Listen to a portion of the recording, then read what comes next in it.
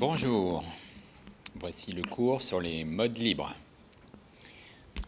Alors, la définition d'un mode, c'est une note de départ et une suite d'intervalles. Et il peut y avoir un nombre de notes variable qui va en théorie de 1 à 12, mais qui dans la pratique commence avec les gammes pentatoniques à 5 notes et qui va jusqu'à les 12 demi-tons. Donc, si on prend par exemple la gamme de Do majeur, on va compter les intervalles, donc Do, Ré, Mi, Fa, Sol, La, Si, et ça nous donne Do, 2, 2, 1, 2, 2, 2 et 1. Voilà, si je ne me suis pas trompé, on doit arriver à 12. 2, 4, 5, 7, 9, 11, 12. Voilà, c'est ça le principe qui crée une gamme. Alors, de la même façon, si je veux écrire la gamme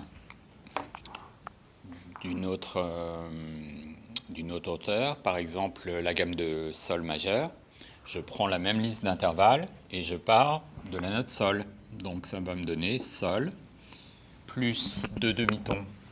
Donc ça va me donner le La. Plus 2 demi-tons, ça va me donner le Si. Plus 1 demi-ton, ça va me donner le Do. Plus 2, ça me donne le Ré. Plus 2, ça me donne le Mi. Plus 2, cette fois-ci, je suis obligé de mettre, quand je pars du Mi, pour avoir 2 demi-tons, je suis obligé d'aller sur un Fa dièse.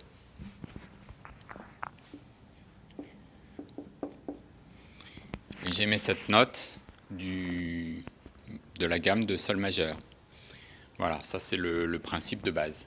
Un petit rappel de la gamme mineure.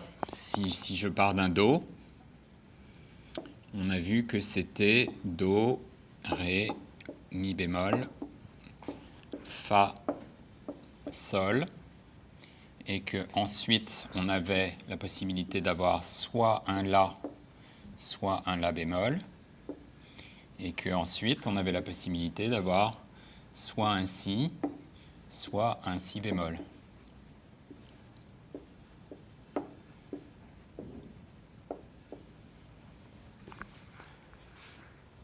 Donc il y a 4 variantes pour la gamme mineure, donc 4 listes d'intervalles. Alors, si on en prend une, par exemple celle-ci, qui est le mineur harmonique,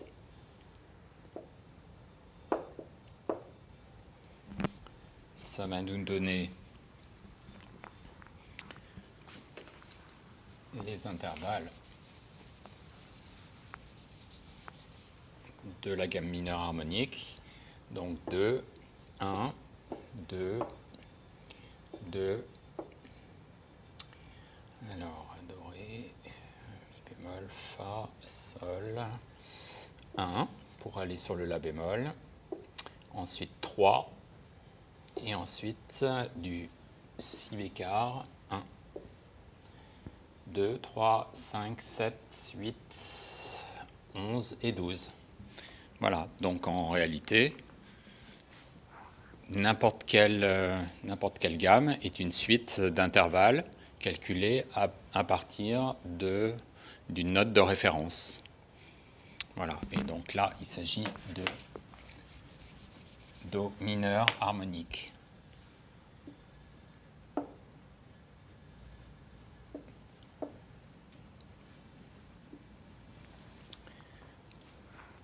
On a compris le principe et on va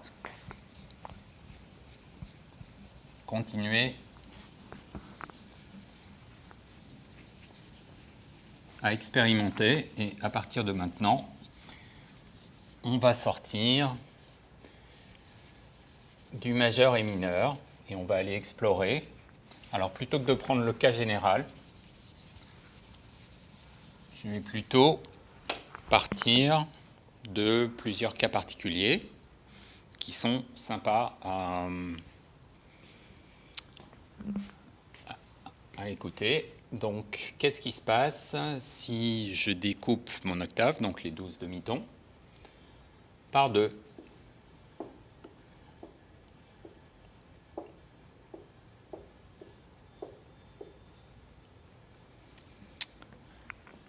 Et à ce moment-là, j'obtiens ce qu'on appelle la gamme par ton.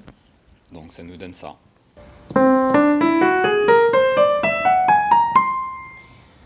Cette gamme par ton, avec quel accord est-ce qu'elle va bien ? Eh bien, elle va bien avec un accord que l'on a vu, qui est 4 plus 4. 4 demi-tons plus 4 demi-tons. C'est l'accord de quinte augmentée. On va écrire ici toutes les notes, maintenant qu'on a les intervalles. Si on part d'un Do, on a Do, Ré, Mi, Fa dièse, Sol dièse, Si bémol. J'aurais pu mettre La dièse, comme ça j'aurais tout eu en dièse, ce serait plus sympa.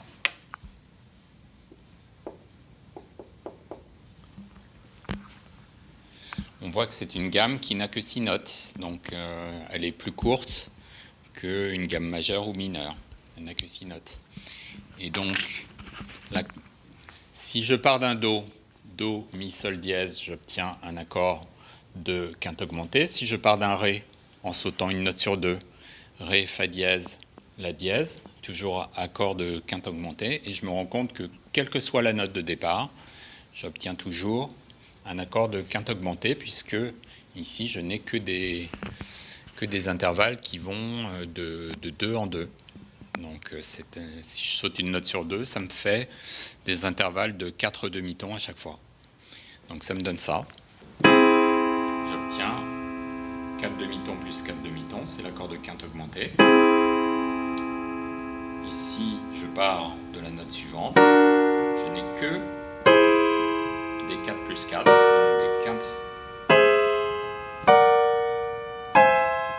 des accords de quinte augmentée à chaque fois.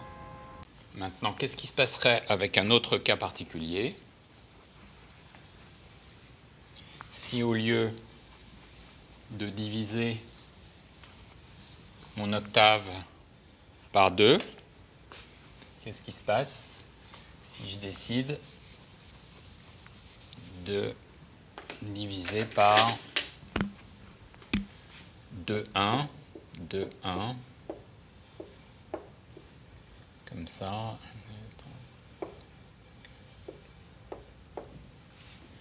3, 6, 9, 12, voilà. Donc cette fois-ci, j'ai 8 notes.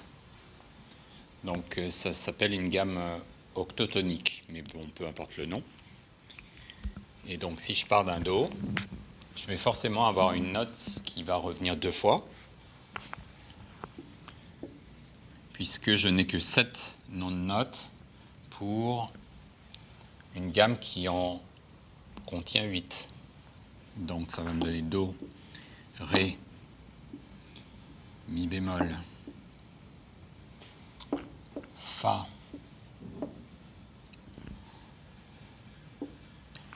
alors ici, par exemple, Sol bémol, La bémol, La bécard, Si. Voilà, je suis obligé à un moment donné d'avoir 2 fois la même note parce que je n'ai que 7 noms pour définir 8 notes. Alors ça me donne ça.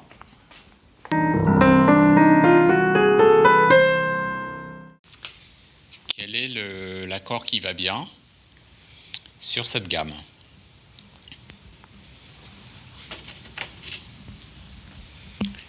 Alors si je prends le principe de sauter une note sur deux,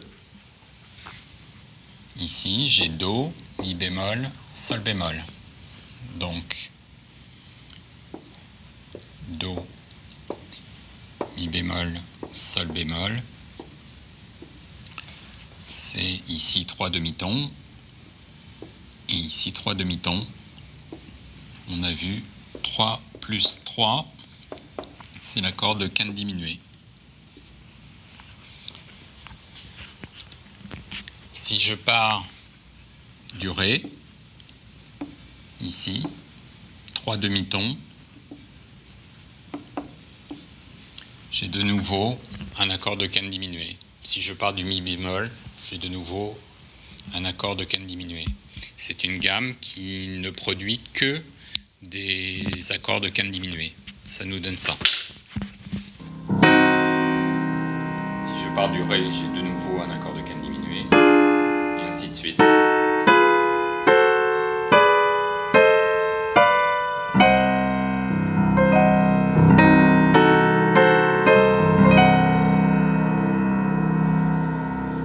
Donc il y a une correspondance entre cette gamme et un accord de quinte diminuée. Si je saute une note sur deux, encore une fois de plus, j'obtiens l'accord de septième diminué.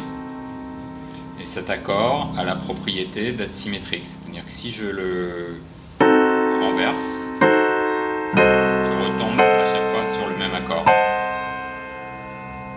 Alors, un autre cas particulier, c'est celui qu'on obtient quand on suit les touches blanches du piano, mais qu'on ne part pas forcément d'un Do. Si on part d'un Do, on a le mode majeur. Si on part d'un Ré, on a vu qu'on définit les intervalles d'une des variations du mode mineur, qu'on appelle le mode dorien. On a vu aussi que si on part d'un La, on obtient une autre variante du mode mineur, qui est le mode éolien.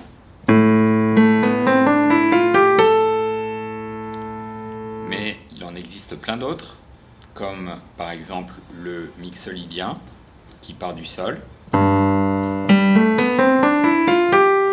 C'est un petit peu comme la gamme majeure, mais il y a un ton entier, ce qui fait que dans la musique jazz, c'est le mode qui sert à accompagner l'accord de septième.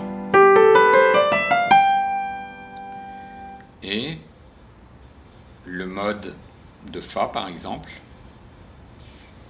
qui se distingue du mode majeur par le quatrième degré. C'est-à-dire que en Fa majeur, j'aurai un Si bémol. Et ici, j'ai un Si bécard.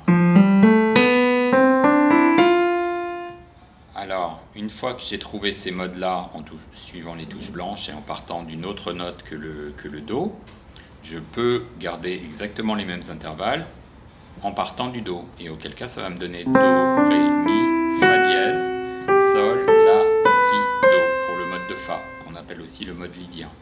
Donc ça va me donner ça. Et par exemple, dans la musique de E.T.,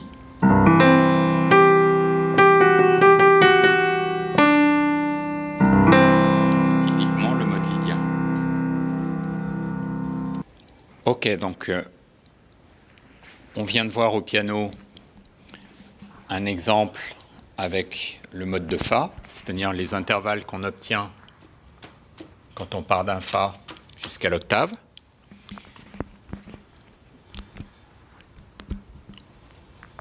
Et donc, si on prend les mêmes intervalles et que on le décale pour partir d'un Do, on obtient, alors cette fois-ci, on va se simplifier.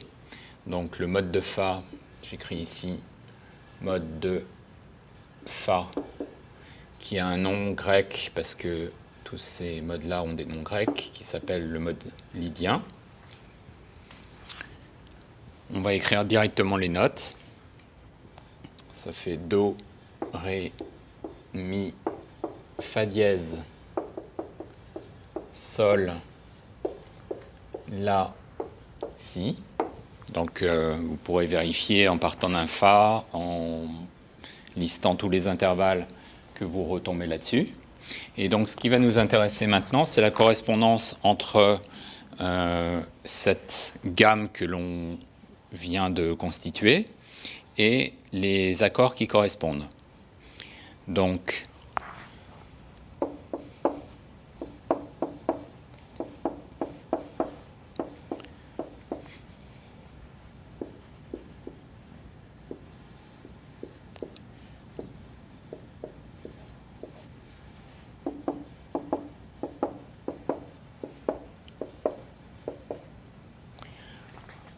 alors, le premier degré, c'est celui qui part de la première note, le Do.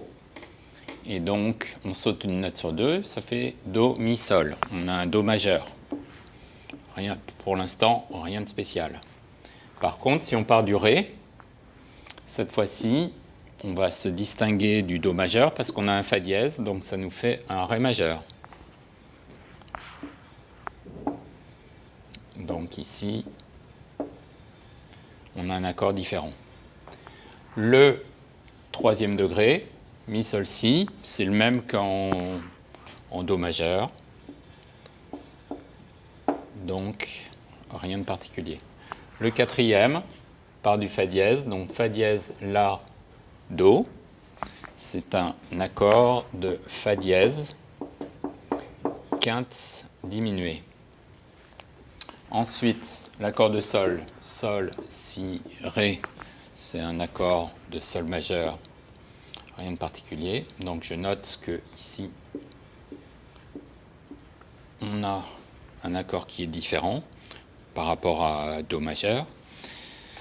Le sixième degré, donc part d'un La, La, Do, Mi, c'est un La mineur, rien de particulier.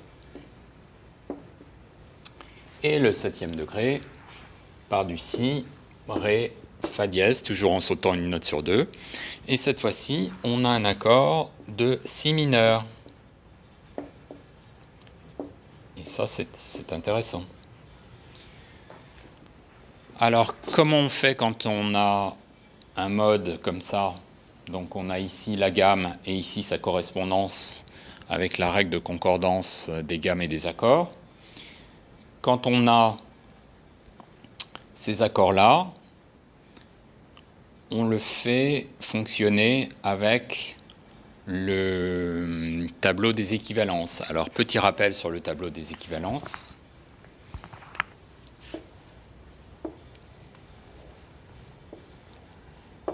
On a les 3 degrés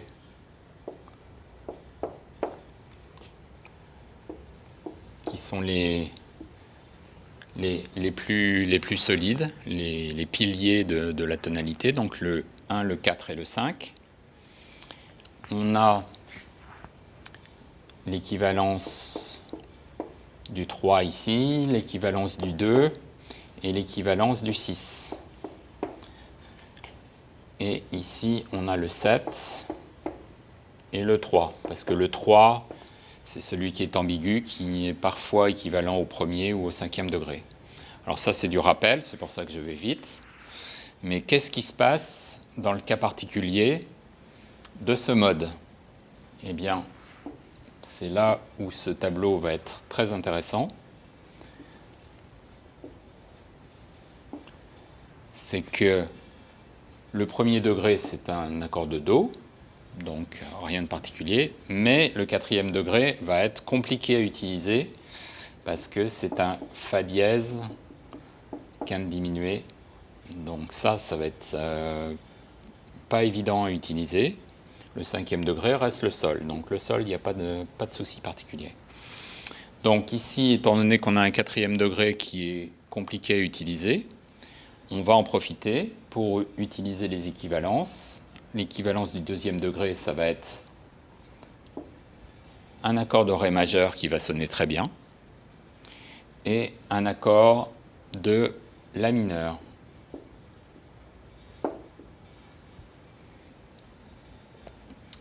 Ici, l'accord de Sol ne me pose pas de problème particulier, avec toujours le septième degré, mais son septième degré, justement, devient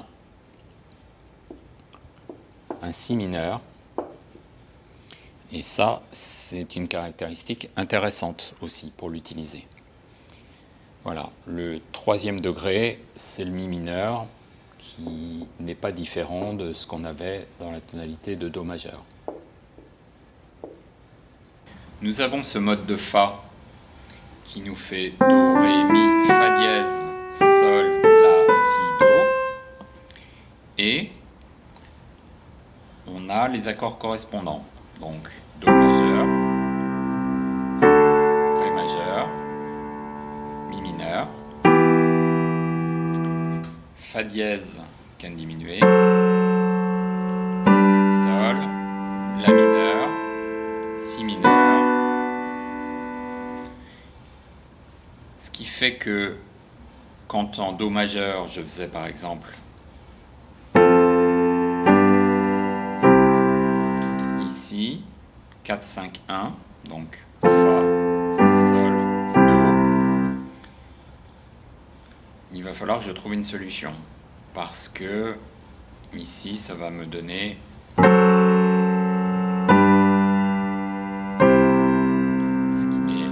qui fait un accord un peu bizarre ici. Donc tout simplement je vais prendre mon tableau d'équivalence et je vais mettre une équivalence de quatrième degré qui est le deuxième degré. Et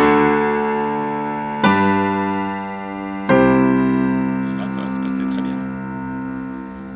Bien, je vais utiliser l'équivalence du 6.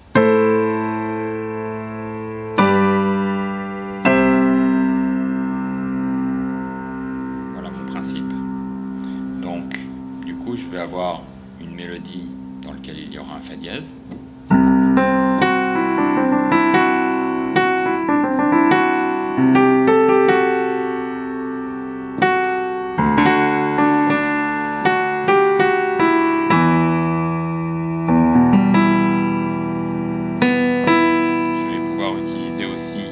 À la place du cinquième degré, l'équivalence